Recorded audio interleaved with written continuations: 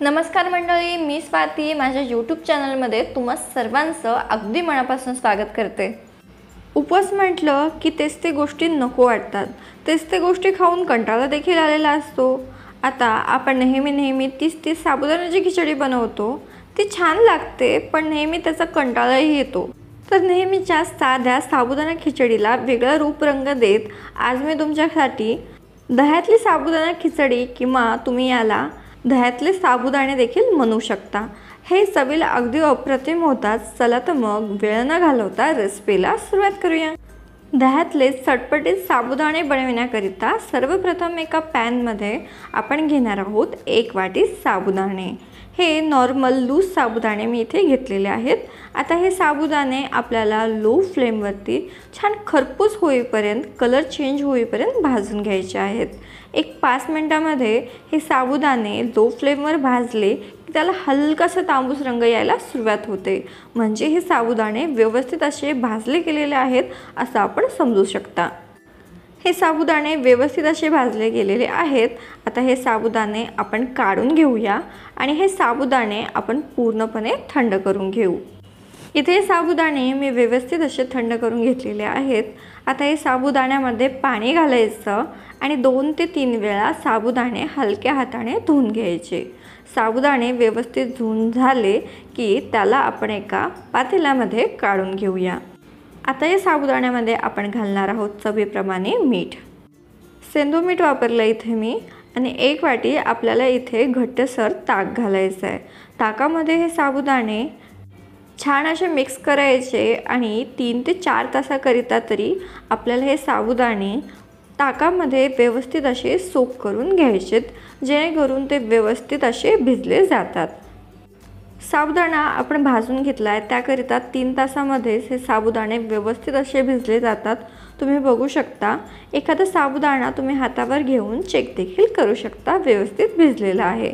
आता या साबुदाण्यामध्ये आपण घालणार आहोत 1 वाटी घट्ट दही। हे दही आपण साबुदाण्यामध्ये व्यवस्थित असं एकजीव करून घेऊया। तुम्ही बघू शकता, दही मी साबुदाण्यामध्ये व्यवस्थित एकजीव करून घेतलेला आहे। आता तडक्याशिवाय तर साबुदाणे अपुरेच आहेत। चला तर मग खमंग असा तडका बनवू। तडका बनवण्याकरिता एका पॅनमध्ये एक अर्धा चमचा मी तूप घेतलंय। तुपामध्ये एक अर्धा चमचा मी तेल देखील घातलंय। तुम्हाला हवं असल्यास फक्त तूपही घेऊ शकता किंवा तेलही घेऊ शकता। तेल छान तापलं की आता यामध्ये आपल्याला 1 चमचाभर जिरे घालायचेत। जिरे जर तुम्हाला उपवासाला चालत नसेल तर स्किप केले तरी चालेल। आता 1 मोठा चमचा भाजून सोलून 2 पार्टमध्ये डिवाइड केलेले शेंगदाणे मी यामध्ये घातलेले आहेत। असे शेंगदाणे घातल्याने खिचडीला मस्त अशी चव येते। आता यामध्ये घालणार आहोत आपण 3 ते 4 हिरव्या मिरच्या आणि अर्धा चमचा आल्याची पेस्ट। सोबतच 1 लाल मिरची देखील मी घातलेली आहे। आता सर्व जिन्नस व्यवस्थित असे आपण तेलामध्ये फ्राय करून घेऊया। काही वेळातच इथे आपला तडका बनून तयार होते। आता हा गरमागरम तडका आपण साबुदाण्यावरती घालून घेऊया। या तडक्याने आपल्या साबुदाण्याला चव अगदी जबरदस्त येते। तडका साबुदाण्यामध्ये व्यवस्थित मिक्स करून घेऊया आणि आता यामध्ये आपण घालणार आहोत शेंगदाण्याचं कूट। 3 ते 4 चमचे शेंगदाण्याचं कूट आपल्याला यामध्ये घालायचं आहे। तुम्ही चवीप्रमाणे शेंगदाण्याचं कूट कमी जास्त देखील करू शकता। चवीनुसार सेंधव मीठ आपण यामध्ये घालूया आणि सर्व जिन्नस व्यवस्थित असे मिक्स करून घेऊया। आता हे साबुदाणे रेडी आहेत, पण हे साबुदाणे आपल्याला एक अर्धा तासाकरिता झाकून ठेवायचेत, जेणेकरून मसाले साबुदाण्यामध्ये मुरतात आणि खिचडीला चव खूप छान येते। एक अर्धा तासामध्ये इथे आपले अगदी चटपटीत चविष्ट दह्यातले साबुदाणे किंवा दह्यातली साबुदाण्याची खिचडी बनून तयार होते। ही खिचडी अगदी चवीला अप्रतिम लागते।